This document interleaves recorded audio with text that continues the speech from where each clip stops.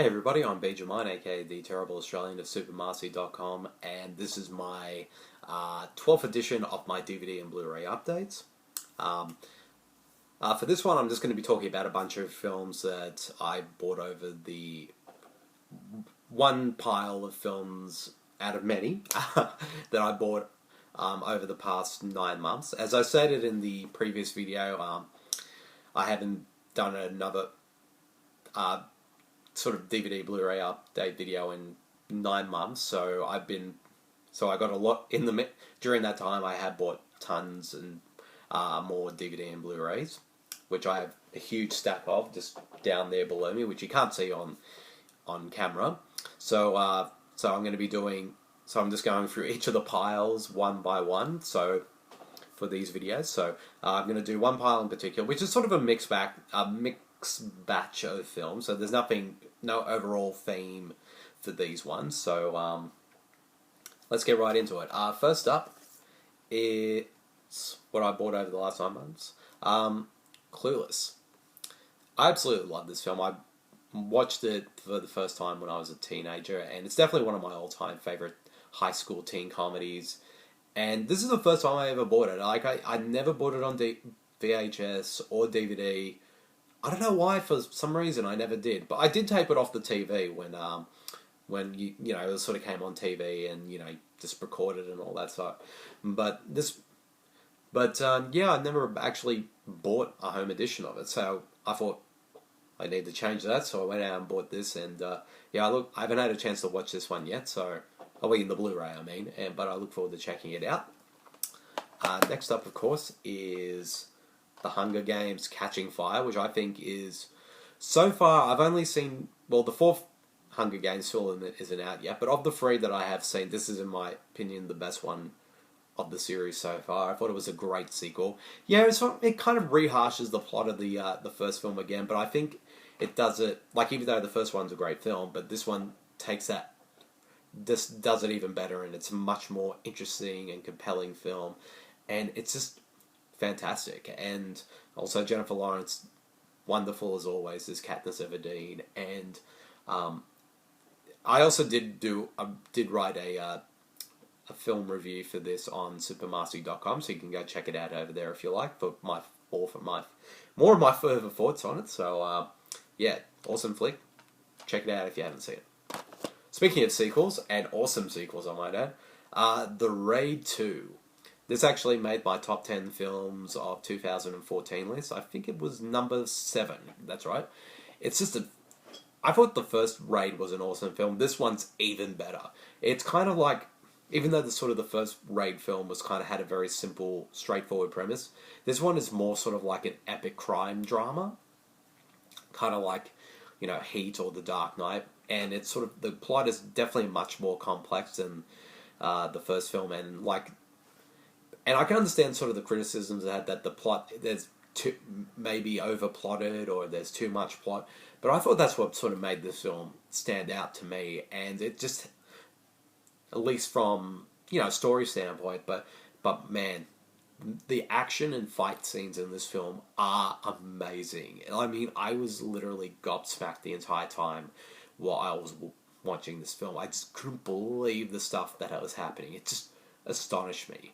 And yeah, if you love the first Raid, definitely check this out for sure. It's just friggin' awesome. Speaking of action films, I got Sabotage, which was a film that Arnold Schwarzenegger appeared in last year. This was actually a blind buy, but I did get around to watching this, and I thought it was a pretty solid film. But I know a lot of people didn't like it, but because the characters and all that aren't likable, and it's very, and I can understand that, because for the first 10-15 minutes or so, I did find it a bit grating, but after a while, I got into it a bit more, and I found it a pretty solid film, and also the cast did all pretty solid work as well, and Arnold gives a really strong performance here, and it's a solid film. It's flawed, the script could have used a bit more work, but overall, I thought it was a pretty solid flick. It's not for everyone, and I can understand why people didn't like it, but for me personally, I thought it was pretty solid. Next up is The Wolf of Wall Street, which was one of my favorite films of 2013. It was it made my number 3 spot on my top 10 list of that year. I did write a review for this over at supermarcy.com, so you can check that out there as well. And it's just, what can I say? It's Martin Scorsese at the height of his powers, just absolutely brilliant. And Leonardo DiCaprio gets one of his best performances as Jordan Belfort, and it's just fantastic. It's hilarious. It's dark. It's kind of disturbing and completely and utterly insane, but full on brilliant. And if you haven't seen this film, or you're put off by the fact that it's almost 3 hours long, check it out, because honestly, this film is probably the fastest 3 hours I've ever seen. It just was fantastic. Next up is Anchorman 2, The Legend Continues, which I actually really liked. I thought it was a really funny and really good sequel to the first one. I know some people didn't really care for it, or felt it was a bit of a disappointment, but I have to say though, I rewatched this film again with my brother, and I actually found it even more hilarious the second time around. And I think with a film like this, and most of sort of the Judd Apatow sort of produced productions, it's there. The more times you see them, the more funnier they are. And I actually, when I saw the first Anchorman, I thought it was funny, but I didn't think it was that funny. But when I sort of watched it more, I found it even more hilarious. And I believe it's the same for this one as well. This one also has a supersized version of it as well, which I haven't got around to watching yet because I only seen the theatrical cut. But I'm interested to see how that cut's different to this one. Next up is the remake of RoboCop. Now, I know some people sort of, again, didn't like this film either, but I actually thought it was a pretty solid remake. Like it takes the premise of the original film and kind of does its own thing. Like, it explores its own themes and ideas and whatnot, and I thought the cast all did a great job in their performances. It sort of gets a bit formulaic and at the end because, it has to end with a big action set piece.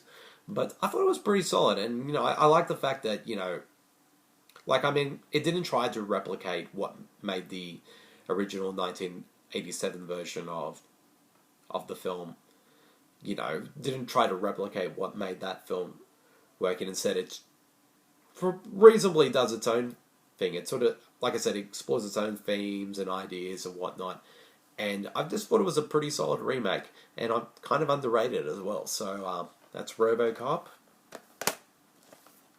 Next up is Her, which was made my top 10 of 2013 list. Number 6 on that one. And I thought it was a terrific film.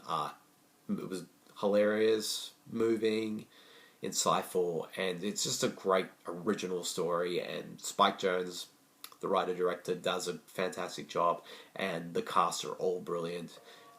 Everyone's fantastic in this film, so if you haven't seen this one, definitely check it out for sure. It's just great. Next up is Insidious Chapter 2.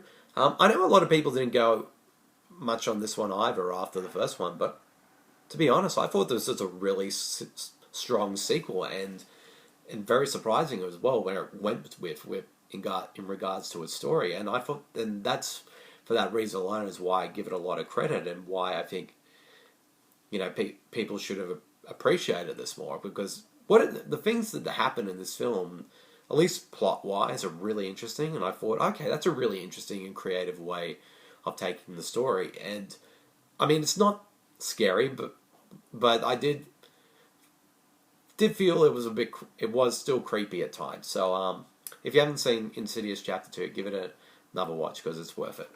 Next up, of course, is 300 Rise of an Empire. I love the first 300. It's a great action film. This one, not quite as good, but I still thought it was a pretty solid one nonetheless. I did write a review for this one, of course, on supermarcy.com, so you can check that out as well. And I just thought it was a pretty solid and entertaining film. Like, it's not on the level of the original Zack Snyder version, but visually it still looks great, and for the most part the cast was solid, even if they're not quite as memorable as the characters in the first film. Although, one advantage this film does have is Eva Green, who I thought was fantastic in this film, and pretty much steals the whole film. And kind of brings a sort of electrifying quality to the film that and also like when she's not around it, the film is not quite as electrifying, but for the most part but overall it's still a really fun flick that, I mean, if you enjoyed the first one, definitely check this one out for sure.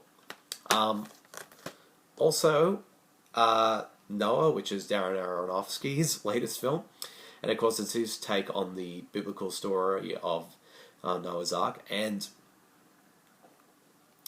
I thought this was a really great film. Again, I can understand why people didn't really care for it, but I have to give Aronofsky credit for kind of taking a different approach to this story. Like, I've seen many other sort of, traditional takes on the Noah's Ark story before, but this one, I love the fact that it sort of takes sort of more of an epic fantasy quality to it, in terms of it's much bigger and more sort of mythological and kind of insane as well. And it's just really compelling. Visually, it's a very striking film. The performances are great. And I just thought it's an interesting, really cool, and unique take on this story. And I'd definitely say give it a shot if you haven't seen it, though. It might not be for everyone, but I thought it was really cool. Next up, of course, is The Little Mermaid.